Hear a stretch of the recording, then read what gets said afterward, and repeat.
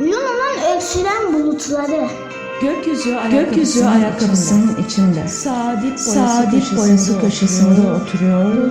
Lulu'nun öksüren canlı bulutları. Cam yüzleri güneşin kızıllığına doğru dönüyor. O dönüşte yukarı ve aşağı, Çığlık atan ölü atların kalplerinden tekmeler duyuluyor. Soğuk otopsi masalarının içindedirler onlar. cesetlerin takuba giriş kapılarıdır. Kapıların dili var mı? Dediğini neredeyse duyabiliyorum. Hüseyin'in bulunmayan ceset dindarlığına karşılık sen. Gözlerinden kaçan bir okyanus görüntüsü gibisin Lulu. Sadece ottan yapılmış tekneleriyle, gece yolculuklarına çıkılan ruhani seremonilerinde, göğün lambalarını hep açık bırakıyorum Lulu, hep açık bırakıyorum. Böylece düşmezsin.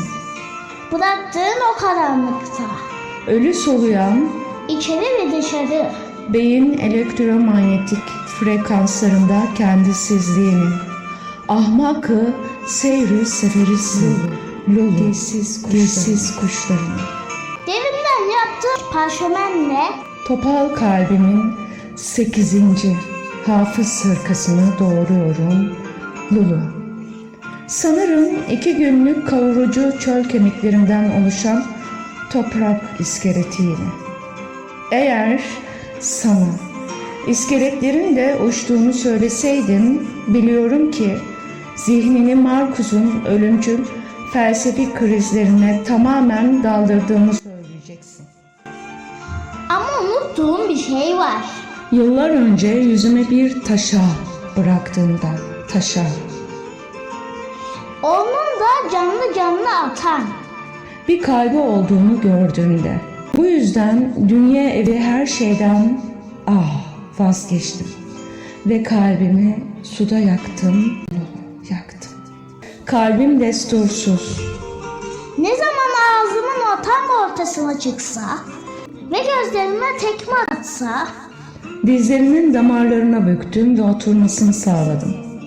Onlarla kirpiklerimin uçurumunda saklanarak nefesimi içimdeki okyanus kanatlarına bastırdım. Ölüler götürür. Tıpkı sen, ben ve onlar gibi. Lulu, onlar gibi. Onlar henüz rahimlerinde bozulmamış olanlardır. Onlar henüz El Eser'den, Kudüs'ten, Mekke'den doğmamış olanlardır. Onlar henüz doğmamışlığa ulaşmamış olanlardır.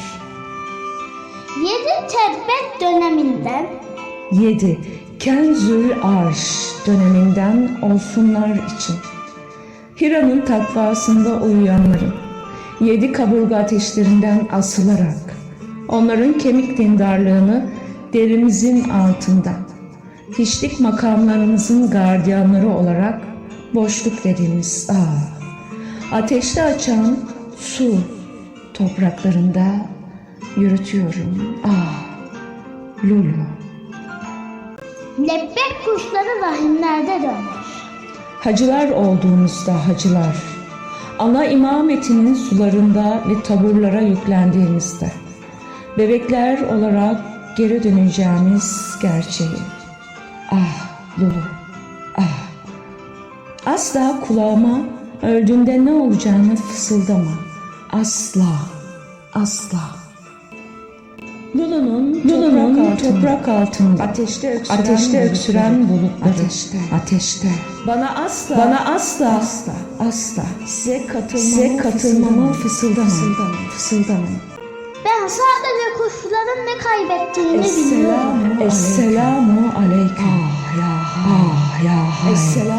Esselamu aleyküm. Ya hay. Ben yalnız kuşların yerini bitirdiklerini bilirim. Esselamu aleyküm. Luna'nın tarumar bulut askıları. Ben sadece gülücük kuşlarının alın köklerinden fışkıran azat bir kuşum. Çok çok teşekkürler dinleme için. Eyvallah, Mersiviyen. Yorumlayanlar Kadir Alp Aslan ve annesi. Oğluma çok çok canımın içi, gökyüzü ekmeğim, kalbimin şah damarında atan 9 yaşındaki oğluma çok teşekkür ediyorum. Sen çok muhteşem mucizelerle büyü, benim kalbim, gökyüzüm, bulutum, her şeyim oldum. Seni çok seviyorum annem. Eyvallah.